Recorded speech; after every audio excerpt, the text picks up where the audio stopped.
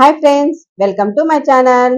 ఏపీలో BC, EBC కార్పొరేషన్ల రుణాలకు ప్రభుత్వం దరఖాస్తులైతే ఆహ్వానిస్తుందండి. ఇప్పటికే ఈ రెండు కార్పొరేషన్లలో స్వయం ఉపాధి పథకాలను రుణాల కోసం అయితే దరఖాస్తుల ప్రక్రియ ప్రారంభమైందండి. ఈ రెండు కార్పొరేషన్ల రుణాల కోసం దరఖాస్తులు చేసుకోవాలని ప్రభుత్వం కోరుతుంది.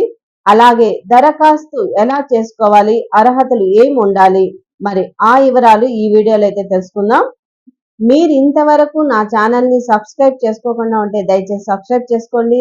దీనివల్ల నేను చేసే ప్రతి ఒక్క వీడియో నోటిఫికేషన్ మీకు అందుతుంది.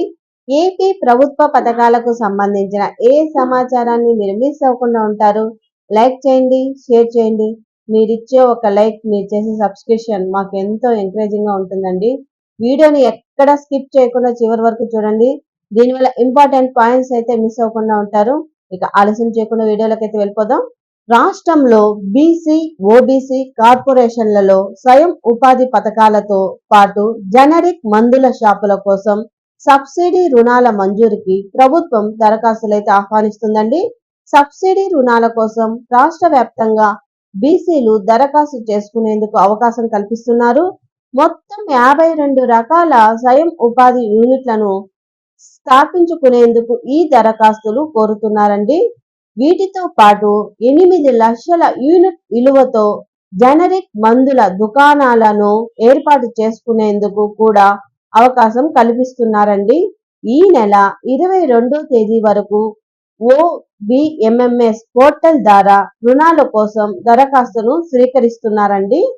ఆ పోర్టల్లోకి వెళ్లి బీసీ, ఓబీసీ కార్పొరేషన్లకు అర్హులైన వారు రుణాల కోసం దరఖాస్తులు చేసుకోవచ్చు.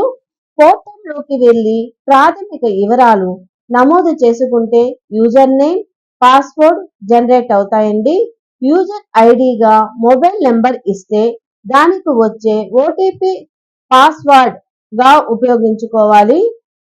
అనంతరం దాని మార్పు చేసుకోవచ్చు. ఆన్లైన్ దరఖాస్తులో దరఖాస్తుదారు అడ్రస్, కులం, ఇతర వివరాలు నమోదు చేసి ప్రింట్ తీసుకోవాలండి.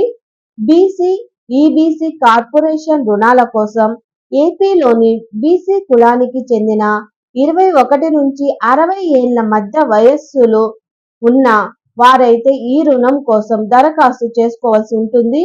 వీరు ఖచ్చితంగా పేదలై ఉండాలి.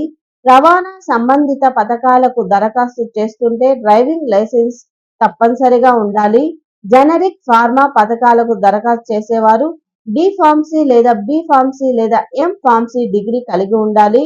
ఇక ఈ వీడియో నచ్చినట్లయితే ఒక లైక్ చేయండి. అలాగే మా ఛానల్ని సబ్స్క్రైబ్ చేసుకోవడం మాత్రం మర్చిపోవద్దు. Thank you for watching.